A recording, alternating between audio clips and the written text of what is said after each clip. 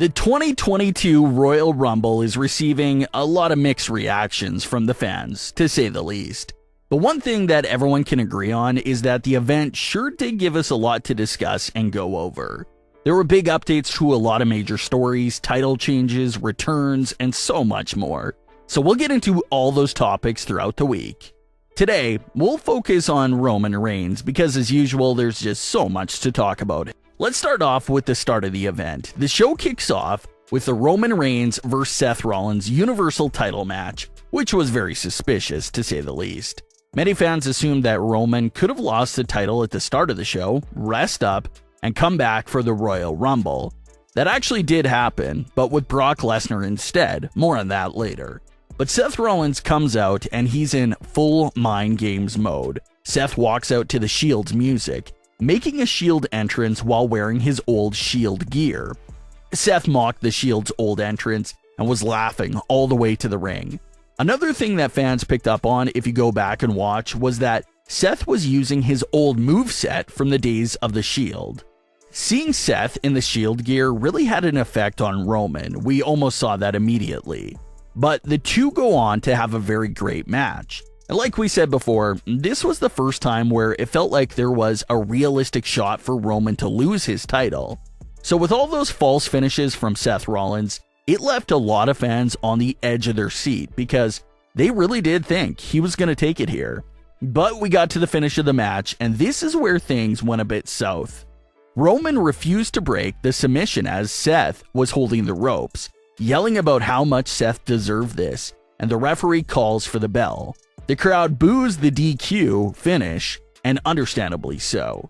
No one wants to see a disqualification during a world title match at one of the three biggest WWE shows of the year. That's just something no one wants. So that finish to the match was pretty disheartening. But something that was there included great storytelling. Seth's whole arc in this feud was telling Roman about the Shield days, how he ended the Shield, and just bringing all these bad memories back to life for Roman. Seth came out in the Shield gear to try and play some mind games with Roman Reigns, but Seth wearing that gear basically ended up costing him that match in a way, and here's why. When Roman looked at Seth Rollins in his full Shield gear, the same gear he was wearing back in that dreadful night for the Shield back in 2014, something must have flipped in Roman's head. He probably looked at Seth and was brought back to that night in 2014. And Roman has changed. He's much different now as a character. But like he said on Smackdown, he still will never forgive Seth Rollins for what he did to the Shield. He still holds that betrayal close to his heart, even as a heel and after all these years. So that's why Roman was yelling about how he deserved it. Roman even got a chair after the match and hit Seth Rollins in the back with the chair just like Seth did to him back in 2014. And another nice little detail, Seth falls in between the ropes after the first chair shot from Roman. That's exactly how Roman landed during Seth's attack all those years ago. So it was this nice, amazing, poetic justice and revenge moment for Roman Reigns. It took him nearly 8 full years to get his full revenge on Seth Rollins for the breakup of the Shield.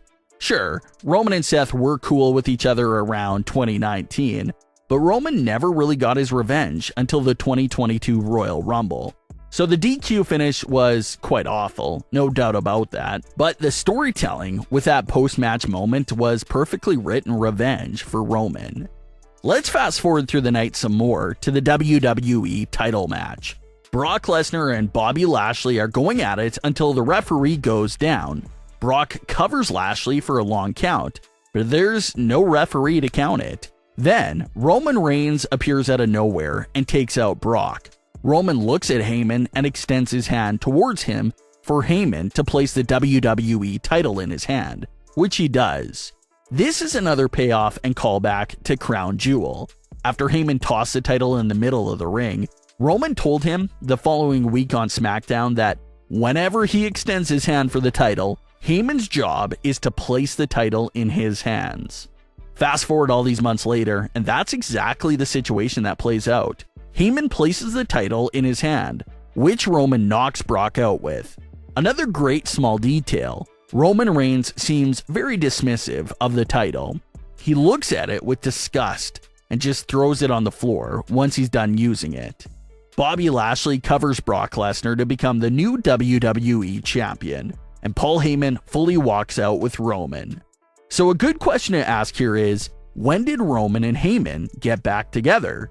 Was that breakup all fake and planned to catch Brock Lesnar off guard and catch him by surprise? Was it this big plan after all? Or was it sort of in the moment thing where Roman just asked for the title and Heyman just decided to join him right away on that spot? That's unclear right now, but hopefully we do get answers for that. Let's get into another controversial moment of the night. If you watch WWE for a long time and know a lot about their tendencies, it should have been quite obvious after the Roman and Heyman moment that Brock Lesnar was going to win the Royal Rumble in order to get his revenge. So Brock Lesnar does appear at number 30, does a quick cleanup of the ring, and wins the Royal Rumble. Majority of fans were not happy with this moment and the fact that Brock won it. Now remember, Roman Reigns and Paul Heyman are supposed to be heels here, and Brock Lesnar is supposed to be the babyface. But the way Brock just came in and eliminated so many fan favorites to win the match, did WWE just accidentally turn Brock Lesnar heel? It may sound silly, but it was such a weird move and honestly paints Brock Lesnar in this heel sort of light. The Royal Rumble is usually used to establish new stars. That's one of the best uses for it. See Bianca Belair as an example of that. But this year's winners, Ronda Rousey and Brock Lesnar, aren't exactly your young talents that need this Royal Rumble win to establish themselves.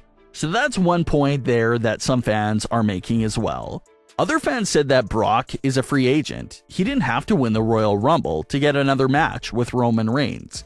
He could have gone to Smackdown and get it in another way. But reports claim that Brock Lesnar had to win because WWE currently has no clue of what they want to do with the WWE title at Wrestlemania. So they were forced to give the Royal Rumble win to Brock and Roman's story. Another thing that will be missing from Brock's Rumble win is the mystery of who's he gonna pick. It's pretty obvious who he's gonna pick, so it's not gonna be a situation where you don't know what champion the Rumble winner is gonna select. Everyone is well aware that Brock Lesnar is going after the two individuals that just screwed him over. And just like that, we have our two WrestleMania main events. Ronda Rousey will be in one, and Brock Lesnar vs. Roman Reigns will be in the other main event. So like it's been reported since last SummerSlam, Roman vs. Brock was always intended to be a series of matches. Now technically, they were supposed to face each other at day one, but it didn't happen, so this WrestleMania match would likely be the replacement for the day one match. But what are your thoughts on the Royal Rumble? Did you enjoy it? Leave your comments below. Don't forget to subscribe with all notifications on, and leave a like if you enjoyed. Thanks for watching, guys.